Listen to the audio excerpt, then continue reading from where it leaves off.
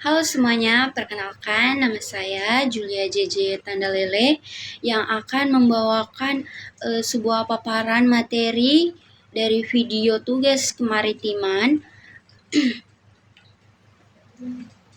Jangan lupa saksikan.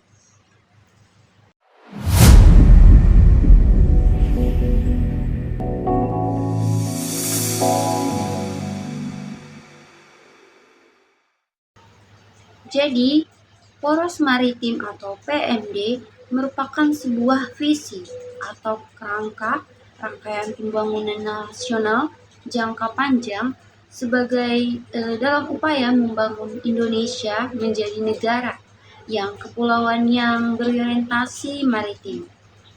Letak geostrategis dan tinjauan sejarah bangsa menjadi pijakan yang cukup kuat dalam mencapai visi yang ada di Indonesia sebagai poros maritim di dunia. Perubahan dan perkembangan iptek saat ini sudah berada di era revolusi industri 4.0. Avando Bastari 2019 mengemukakan bahwa revolusi industri 4.0 telah membawa teknologi baru yang selalu ditandai dengan sistem cyber physical seperti artificial intelligence, advanced robotic, automatic mouse, faceless, 3D printing, reality, dan lain-lain. Tampaknya kehadiran teknologi baru telah selalu membawa perubahan besar dan mendasar pada berbagai bidang kehidupan, termasuk bidang kemaritiman. Revolusi Industri 4.0 telah memunculkan fenomena pergeseran aktivitas-aktivitas masyarakat yang pada awalnya dilakukan di dunia nyata, kini dilakukan di dunia maya, semua serba digital, dan selalu aktivitasnya itu menggunakan daring berbantuan media internet. Kreasi berbagai inovasi baru dalam teknologi digital secara langsung dapat memberikan pengaruh pergeseran tatanan kehidupan sosial dalam masyarakat, termasuk masyarakat maritim, mengenai kemampuan kreasi berbagai inovasi yang baru. Tampaknya masyarakat yang ada di Indonesia ini mengalami sedikit sebuah ketertinggalan dalam mengantisipasinya.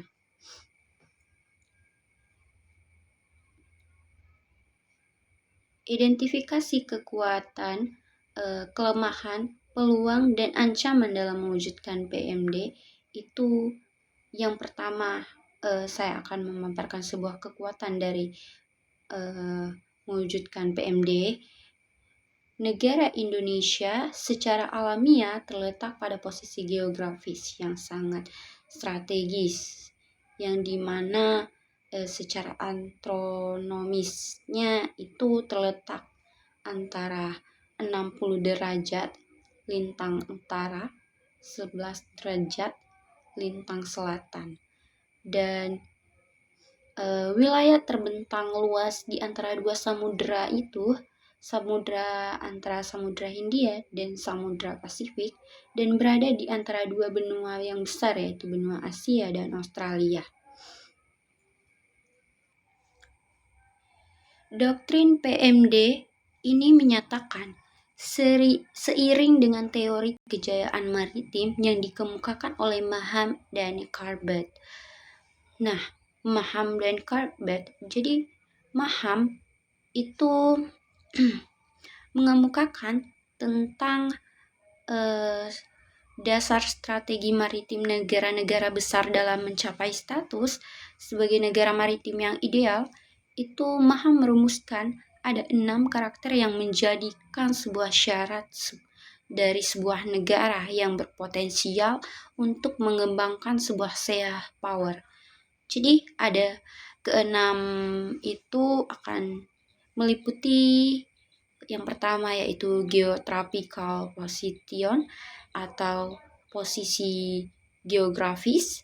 Yang kedua yaitu physical confirmation, yaitu bentuk fisik, dan yang ketiga ada extent of territory, yaitu luas sebuah wilayah, dan yang keempat ada number of population, yaitu jumlah penduduk, dan yang kelima yaitu national character, yaitu karakter bangsa, dan yang keenam karakter of government, itu karakter dari pemerintahan.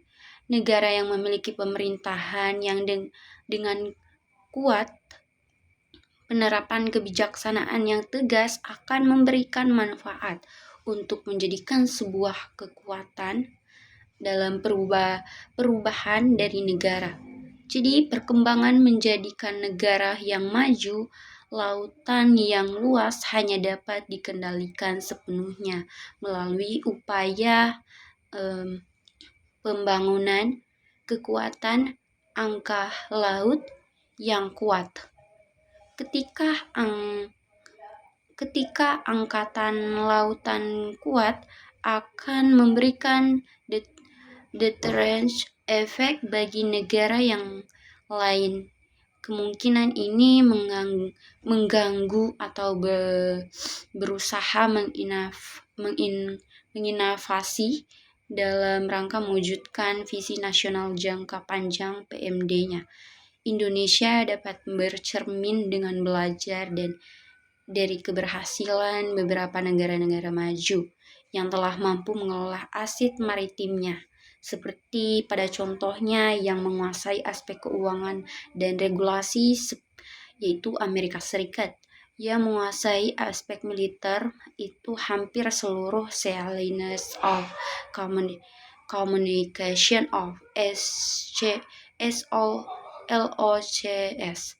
Korea Selatan itu mampu tampil sebagai raksasa galangan kapal dunia. Denmark mampu mengontrol 15% kapasitas kapal kontainer global melalui Maersk Group. Singapura dengan Port of Singapore Authority mampu memainkan peran sebagai operator pelabuhan terbesar di dunia. Dan Indonesia dengan modal letak geografis yang strategis serta sumber daya alam yang melimpah dan bonus demografis yang menyertai itu tentu harus mampu dalam mengelola sebuah potensi tersebut menjadi suatu kekuatan geostrategis, geoekonomis, dan juga geopolitik. Peluang sebagai pusat ekonomi dunia yang diramaikan akan bergeser dari kawasan Eropa, Amerika menuju kawasan Asia Pasifik akan lebih mudah ditangkap oleh Indonesia, sehingga mampu tampil sebagai negara maritim yang besar. Selanjutnya dapat mengamankan kebijakan PMD. Agar dapat diwujudkan, maka doktrin PMD tersebut kemudian dituangkan ke dalam Peraturan Presiden Nomor 2 Tahun 2015 tentang Rencana Pembangunan Jangka Menengah. Strategi penguasaan dan pengembangan IPTEK untuk mewujudkan poros maritim dunia atau PMD, banyak para ahli dari berbagai disiplin ilmu yang meramalkan bahwa Indonesia itu akan mengalami lompatan jauh dengan masuk ke dalam jajaran sebagai 5 negara besar yang memiliki perekonomian terkuat di dunia pada tahun 2030 sampai 2040. Terdapat 4 aspek untuk bisa melakukan lompatan jauh ke depan, yaitu dengan meningkatkan dan mengembangkan teknologi, industri, inovasi, dan sumber daya manusia atau SDM. Bahkan lompatan teknologi digital yang dilakukan di Indonesia pada konferensi tingkat tinggi di kota Roma, Italia pada tahun 2021 baru pemimpinan dunia tahun 2021. Oleh karena itu, Indonesia perlu memulainya dengan membuat peta jalan sebagai agenda nasional, strategi dan arah yang jelas, guna melakukan lompatan yang jauh ke depan untuk memacu pencapaian. kedaulatan maritim melalui PMD. Yang membangun budaya maritim Indonesia membangun kembali budaya maritim bangsa Indonesia, salah satunya adalah melalui suatu proses pendidikan berbasis kemaritiman yang berkualitas, bertahap, dan berkelanjutan yang diterapkan pada semua jenjang dan jenis pendidikan formal, baik pada jenjang dan jenis pendidikan anak usia dini, pendidikan anak usia dini atau kelompok bermain atau taman kanak-kanak, pendidikan dasar, pendidikan menengah atau SMA, dan maupun pendidikan tinggi PTN, PTS. Pendidikan berbasis kemaritiman bisa juga ditempuh melalui jalur pendidikan non-formal dan informal sebagai strategi pendidikan yang mampu menumbuhkan kesadaran dan pembiasaan untuk mencintai tanah air sepenuhnya. Melalui aplikasi proses pendidikan berbasis kemaritiman tersebut diharapkan paradigma kontinental semakin kritis dengan paradigma maritim dapat semakin tumbuh dan berkembang dalam jiwa setiap warga negara Indonesia. Keberhasilan menumbuh kembangkan karakter keberanian dan setiap warga negara Indonesia akan membuat bangsa Indonesia menuju poros maritim dunia yang dicita-citakan. Pemerintah perlu membangun dan memperluas industri infrastruktur akses jaringan internet yang merapat dan menjangkau ke seluruh wilayah Indonesia yang mencakupnya, ke seluruh daerah-daerah yang terpencil dan terdepan dan terluar, sehingga setiap warga negara Indonesia dapat memperoleh akses informasi dan data tentang kemaritiman yang sama, seperti mampu membangun kompetensi literasi secara mandiri. Dan yang kedua itu pendayungan untuk daya alam maritim. Itu merupakan modal dasar yang utama untuk membangun kekuatan perekonomian nasional bangsa Indonesia. Peningkatan perekonomian nasional sudah pasti akan seiring dengan peningkatan taraf kehidupan, kesejahteraan, dan kemakmuran kehidupan dapat digunakan sebagai landasan untuk membangun bangsa Indonesia sebagai bangsa maritim. Lautan yang mendominasi 2-3 luas wilayah Indonesia. Jika kekayaan alam yang luar biasanya besar tersebut dapat dikelola dengan baik dan benar, serta profesional dengan berorientasi kepada kesejahteraan, kelestarian, dan keberlanjutan, maka akan menghasilkan nilai ekonomi tinggi untuk menopang pembangunan nasional yang kini sedang digalakkan. Beberapa strategi yang dapat ditempuh dalam mengelola sumber daya alam maritim secara efektif dan efisien sehingga menjadi sumber kesejahteraan dan kemakmuran bangsa. Selanjutnya yaitu pengembangan infrastruktur dan konektivitas kemaritiman. Pemerintah telah mencanangkan keinginan untuk menjadikan Indonesia itu sebagai poros maritim dunia yang memprioritaskan pengembangan tol laut yang untuk konektivitas domestik antar pulau. Oleh karena itu dibutuhkan infrastruktur yang mendukung konektivitas domestik antar pulau sehingga dapat mempercepat dan memperluas pembangunan ekonomi yang ada di Indonesia. Selanjutnya yaitu diplomasi kemaritiman. Diplomasi kemaritiman merupakan salah satu cara yang dapat dilakukan oleh seluruh instrumen kekuatan militer maupun non-militer yang nasional. Diplomasi sesungguhnya lebih efisien jika dilakukan secara bersamaan oleh seluruh instrumen kekuatan nasional dalam varian yang lebih berorientasi pada perdamaian, persahabatan, dan hubungan kerjasama lainnya, seperti pameran bendera, port visi, latihan bersama, patroli bersama, navital, pembangunan kapasitas, kegiatan kemanusiaan, dan lain-lain. Dalam era globalisasi saat ini, perkuasaan diplomasi dapat dilakukan dengan meningkatkan sebuah kerjasama antara negara dengan lebih baik dan bersifat bilateral maupun multilateral. Sebagai negara middle power, Indonesia harus mampu memainkan peran baik di kawasan maupun dunia. ASEAN harus tetap menjadi prioritas politik luar negeri. Selain itu, Indonesia harus mampu memainkan peran dalam ikut menjaga satu tatanan dunia yang demokratis, mempersengit gap kemakmuran bangsa, pergaulan dunia yang saling menghormati, aman dan stabil. Indonesia perlu meningkatkan kontribusi dalam menjaga kedamaian dan keamanan dunia.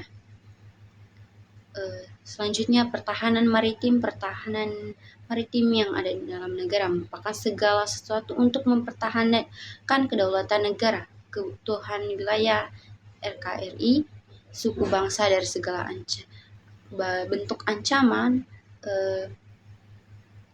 dan juga dampak positif yang tampak menonjol adalah pada aspek ekonomi, di mana terjadi peningkatan aktivitas seaborne trade secara signifikan itu yang mampu memicu sebuah pertumbuhan ekonomi regional bahkan global.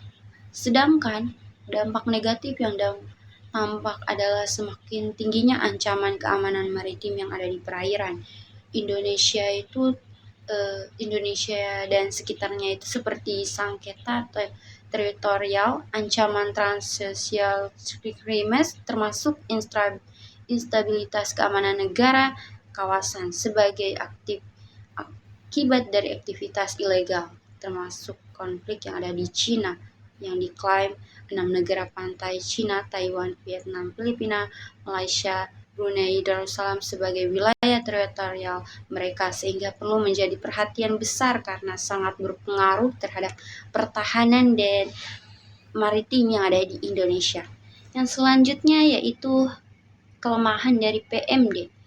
Posisi geografis yang strategis dan luasnya wilayah lautan membuat perairan Indonesia sebagai wilayah yang sangat rawan terjadinya pelanggaran oleh kapal-kapal yang berbendera asing, seperti pencurian ikan, tangkapan ilegal, penyelundupan, transport ilegal, narkoba, dan juga yang lain-lainnya.